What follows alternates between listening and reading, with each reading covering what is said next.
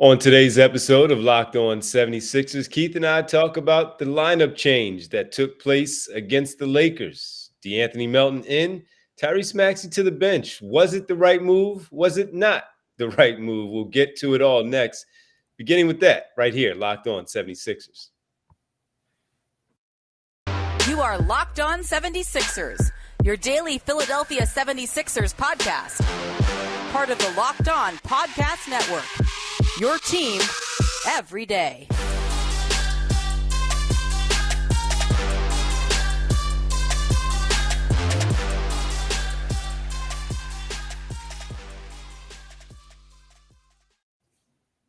Welcome, you're Locked On 76ers. I'm Devon Givens from 97.5 The Fanatic Radio in Philadelphia, alongside my co-host and partner as always, Sixers beat writer from theinquirer.com, Keith Pompey. What's up, Keith? What's good, D? How you been, bro? Good, man. How's the West Coast treating you? So far, so good. So far, so good. The weather's pretty good, I'm sure, right? Man, believe it or not, dude, it's kind of chilly out here. It's about, I looked at it, it's only maybe it was 7 degrees cooler in Philly yesterday. Yeah. I mean, it was, it's kind of cold out here, man. Kind of cold. Yeah. All right. So you got to wear hoodies and jackets and things way out there. Okay. All right. Listen, when I saw the crowd in Los Angeles for the Lakers game, it seemed like they were dressed because it was warm, but I guess not. I guess they just wanted to show off inside the crypto.com arena there.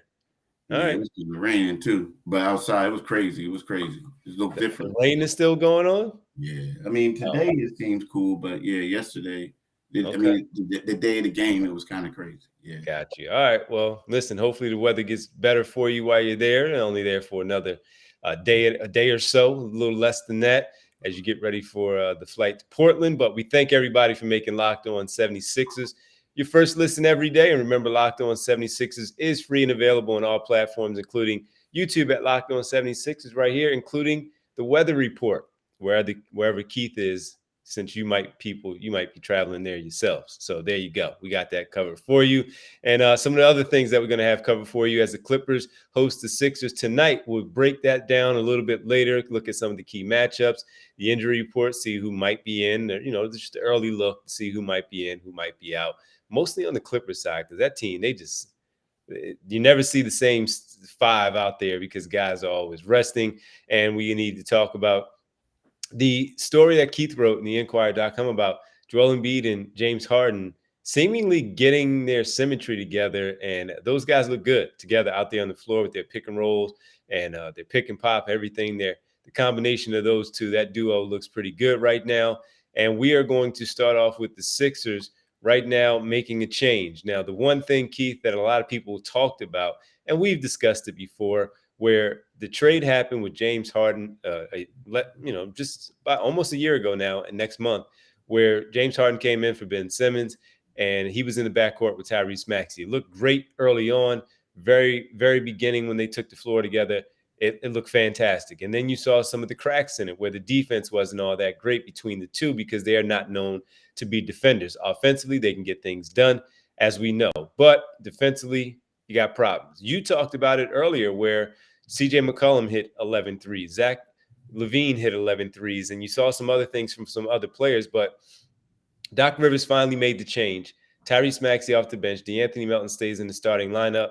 That's what a lot of people wanted for the defensive purposes. And the scoring punch off the bench from Maxey, what did you make of it? I felt like I understand the decision behind it. I felt like, you got to make an adjustment, and you have a guy like James Harden. You're not bringing him off the bench, so Maxey is going to have to be the guy who comes off the bench. I didn't think I saw any improvement, with that area. Now, again, I think that it could have been that, Melton just had a bad game that game. But, guys were still getting shots. Guys were still doing whatever they wanted to. And offensively, you lost some of the offense that Maxey provides. I mean, Melton had 0 points. He was 0 for 3 shooting. So, I feel like that particular game, it just didn't mesh well.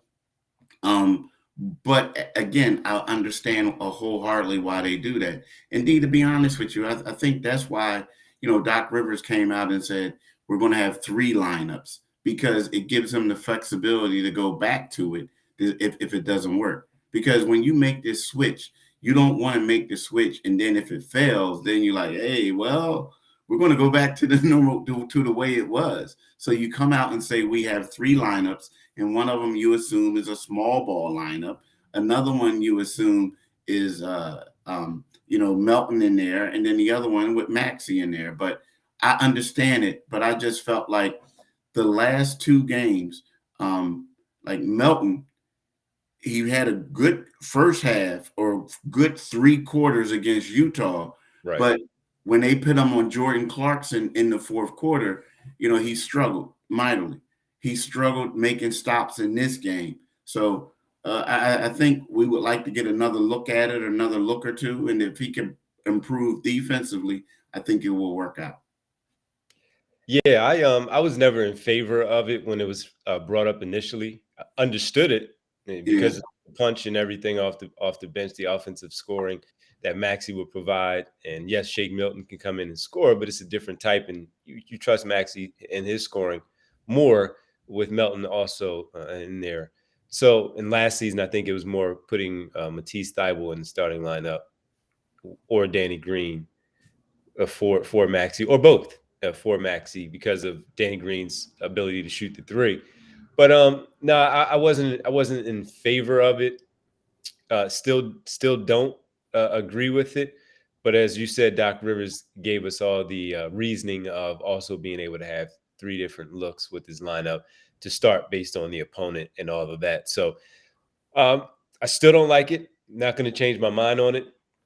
Just because they won the game against the Lakers, and we'll see how it goes tonight against the Clippers, doesn't make me believe any more that he was right on this call. And you also had the Tyrese Maxey part where he made it to believe that he was the one that made the decision, if you believe that or not. And look, the guy is so nice that he might have done it, but and he is a team player, and it may not be a permanent thing. It might just be a temporary thing when it comes to that, and he'll get his starts, especially against the opponent, and we'll see. Well, you're going to do it just against bad opponents? You know what I mean?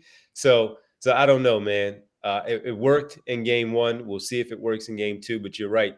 D'Anthony Melton hasn't looked the same the last couple of games. And while I do believe that he'll be fine, maybe the minutes that he's played through the first 42 games now is kind of catching up to him. Look, he's a pro. He's a veteran.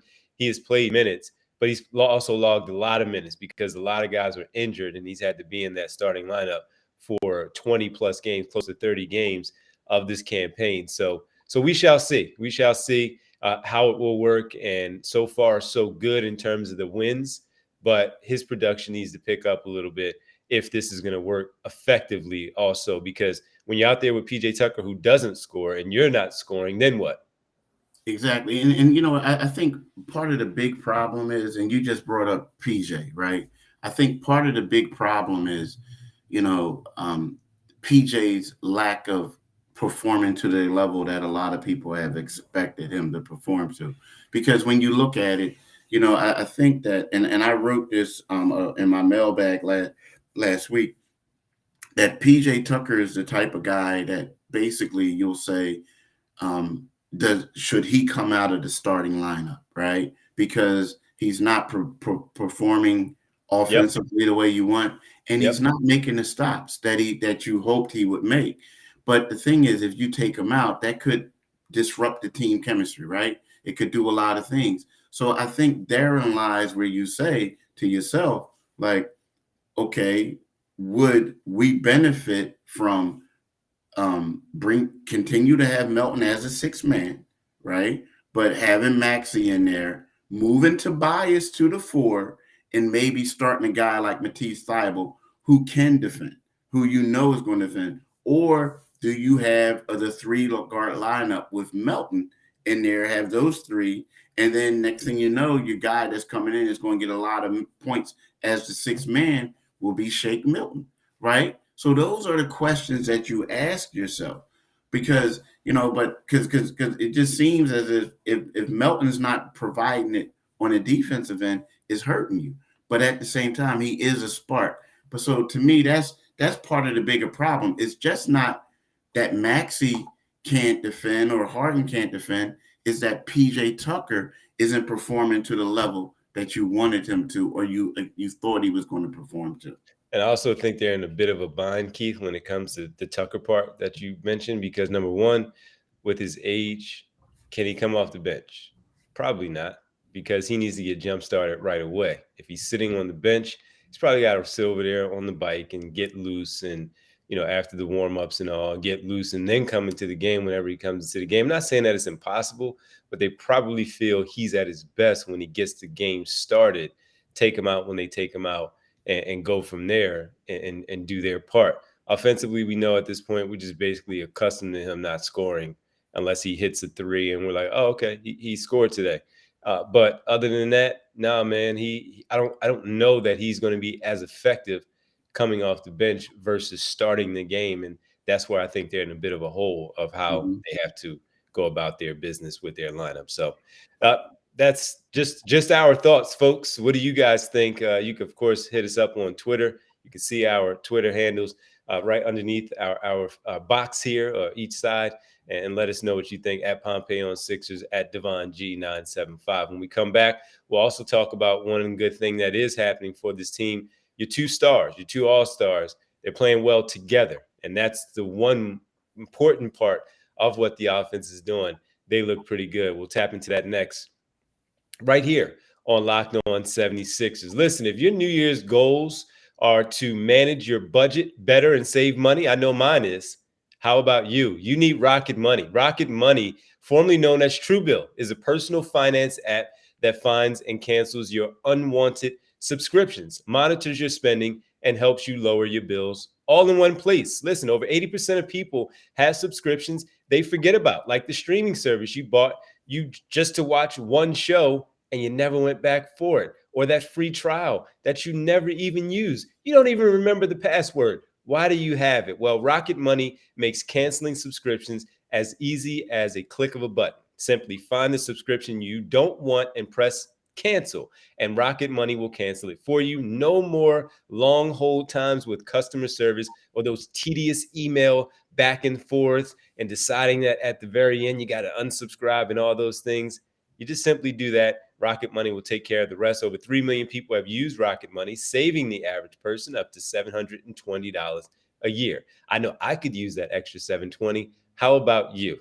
Stop throwing your money away. Cancel those unwanted subscriptions and manage your expenses the easy way by going to rocketmoney.com/LockedOnNBA. That's rocketmoney.com/LockedOnNBA. One more time, rocketmoney.com/LockedOnNBA.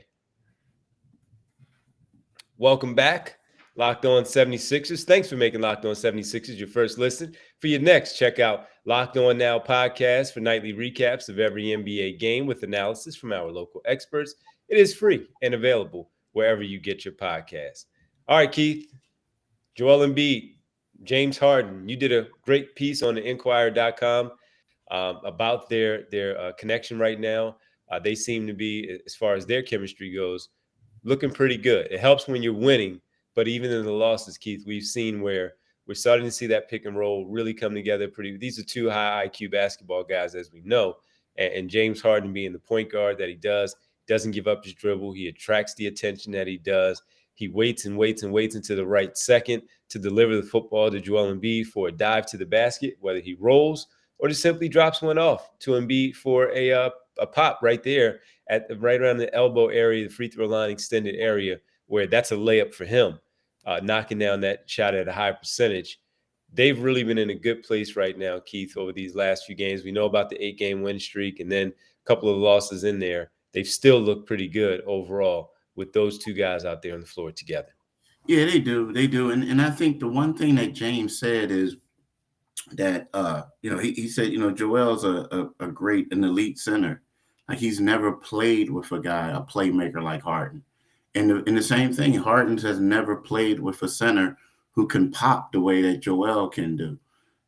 So it's still taking an adjustment. And it's funny because when you say that, Joel's looking at like we still have a long way to go, because they know as they continue to communicate that things will continue to get better. Like against Utah, there was like they felt like Harden felt like, if they would have had not better communication, but if they would have been in a little bit more symmetry, better communication, they probably would have had 6 to 8 more points for Joel. You know what I mean? And that's the thing. But the thing is, the one thing that Joel said is, and I appreciated it, is about sacrifice. It's one of those things where, he knows that he could do more. He could, if the offense was running through him, he could probably get more points, he get more involved and do whatever he's doing. But he also knows that James Harden is one of the best ball handlers. The ball needs to be in his hands. So that's the sacrifice that he's making.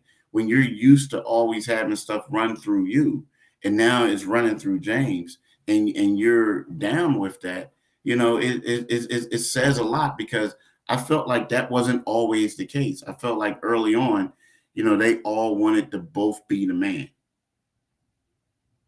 Naturally, of course, right? Because everywhere James Harden has been outside of Brooklyn, he has been the man, especially the time in Houston for those years where they built everything around him. Embiid here, this is his franchise. Of course, him being the man. So if that is going to be the mindset for him and that is what he's going to do, that sacrifice, I think that's what a lot of people have been waiting for. We already know how great he is as a scorer. Defensively, we know also that he can help really change a game on that side of that end of the floor too. So now it's just that sacrifice that is being discussed. We talked about this during the preseason with all these guys coming in. Who's going to sacrifice the minutes? This is what we just talked about with the lineup change and all. Who's going to sacrifice? Who's going to be okay with that? And who's going to be just fine with saying, hey, it's all about winning the championship and then backing it up with the play and anything else that goes along with it, even if it does sacrifice maybe some numbers that you may not want or those touches that you may not want. This is how it's going to have to go, most likely. And if they can continue at this rate, then they're in a really good spot. And right now, Keith, as we talk, they're right there in terms of second place, only a half a game back to second place in the Eastern Conference standings. After everything that has been discussed, that's where they are. So what's the bottom line here? Is it about winning or is it about your numbers and you getting all the shine and the attention for the points that you're able to accumulate out there on the floor? The basketball looks pretty. Keep the last two games, they've turned the ball over 18 times, a combined 18 times, 8 in the win to the Jazz, 10 to the Lakers. They're protecting the basketball. And I'm sure a lot of that, too, has to do with your point guard. He kept his numbers down. That's good as he leads the team in turnovers per game. That's where they need to be. They need to be on the same page. It has to be. And maybe we're starting to see it at the right time, man. Maybe we're starting to see it right now at the right time. Yeah, maybe, maybe. I mean, I think it could be. I mean, we'll see if they can continue playing this way. Yep. And 11 games over 500 for the first time this season. Not a bad thing. All right, man. On the other side, we'll get to the game tonight, which is an important one also in Los Angeles. Number one, LA can eat you alive on a day off as a visiting player. So we hope that didn't get to them. But most importantly, they are on this 2-game winning streak. It is tough to play away from your home, and you're doing so, and you've snuck 2 games out. You pulled 2 games out against the Jazz and the Lakers. So against the Clippers, talk about sacrifice, Keith. You're gonna have to do the same thing again because Ivanka Zubic, he's a pretty good. He gives Embiid some concerns on the floor at times when they play. How are they going to match up against this team tonight? We'll talk about that, some of the key matchups. Final segment right here, Locked On 76ers. Let's talk about Bet Online, right? Bet Online is your number one source for sports betting info, stats, news, and analysis. Get the latest odds and trends for every professional and amateur league out there. From pro football to college bowl season to basketball and World Cup. We've got it all at betonline.net. If you love sports podcasts, you can even find those on BetOnline as well. We're always the fastest and easiest way to find your betting information. Head to the website today or use your mobile device to learn more. BetOnline, where the game starts. All right, welcome back, Locked On 76ers. All right, Keith, Sixers and Clippers tonight. And as the Sixers are sitting here again with their 27-16 record, I believe it is. Let me just check. 27-16 record. That is correct. And 23 22 for the Clippers. They're sitting in the 6th spot right now, just a game back of the Mavs in the 5th seed and half a game up on the Golden State Warriors. They are 3-7 in their last 10. And their last game, Keith, they did, in fact, play, and they won by a final score of 121-100 over the Houston Rockets. Don't yet know about Paul George or Kawhi Leonard, but they have been in the lineup. This is a matchup, Keith, where you talk about the wing players that we've seen scoring at a pretty good rate, from Zach LaVine to Jordan Clarkson, and even going back to CJ McCollum, as you mentioned earlier. They're going to have their hands full with these two wing players tonight. Yeah, they are. I mean, but the thing is, to me, they're going to have their handful. But the thing to me is, like you said, off day in LA, right? And also, not only that, it's kind of like the Clippers aren't really playing well. The Clippers are a good team. I mean, of course, we know they blew out the Houston Rockets, but the Clippers are a good team. They're just not playing well right now. And a lot of times you just got to be, you can't be a little overconfident. Like, again, they're a good team, but at the same time, you know what I mean? You don't want them to you thinking, okay, well, they're down and things are going to happen, but you don't want them to get that confidence back and get that swag back against you. But the thing about it is, when I look at this Clipper team, we also talk about, we talk about how good the wing players are, Kawhi and Paul George, Kawhi Leonard. But, they also got a guy, Terrence Mann, that I think is vastly underrated, I like Terrence Mann, the things he can do. And Ty Lue, he's one of these guys who won a championship. I feel like as a coach, he didn't get enough credit because he had LeBron James, but he's showing that he's a quality coach, a solid coach. So, to me, I look at this game as the one game that on this trip that I really want to see. Like, I want to see what they do. And I know this team is struggling right now, but they did win 2 of their last 3 games, right? So, they beat Dallas. They also, they beat Houston. But so they won 2 of their last 3 games. And I just want to see what the Sixers can do. I'm really, to be honest with you, intrigued about tonight. Yeah, and those two guys are out there. Can't wait to see how they defend them and see what they do against the Clippers, how they match up against them. Embiid going against Zubac, as mentioned, all the wings that they have, including, if you power forward, if you want to include it, however you want to frame it, Marcus Morris, the stuff that they have at the guard position. Should be very interesting to see how this one plays out tonight. So some good matchups there for the team. And once again, see how Tyrese Maxey comes off the bench. If this is a game where he does, in fact, come off the bench with those two guys that can score in the lineup, and Paul George and Kawhi Leonard, whoever's going to be in the lineup for Los Angeles. All right, man, that'll do it for us. And tomorrow we'll be back to recap this one and get into some things, see if the Sixers can go 3-0 in the first 3 games of this road trip. Thanks for making Locked On 76ers your first listen every day. Now make your second listen Locked On NBA, Locked On experts covering the biggest stories around the NBA every Monday through Friday in less than 30 minutes. It is free and available wherever you get your podcast. Keith, can you let the good folks know where they can find us? You can find my man D tonight from 6 to 9:45 p.m. Right, 6 to 9:45 p.m. Talking Sixers, talking a lot of things from 6 to 9:45 on 97.5 FM, Divine Giving Show. You can find me also in addition to that, find my man D on Twitter at DivineG975. You can follow me on Twitter at Pompey on Sixers. You can read my stuff and my coworker stuff, Gino Mizell stuff, on Inquirer.com. Sounds good, man. I'll be reading and certainly talk to you tomorrow. Thanks, man. All right, bro. Peace. All right.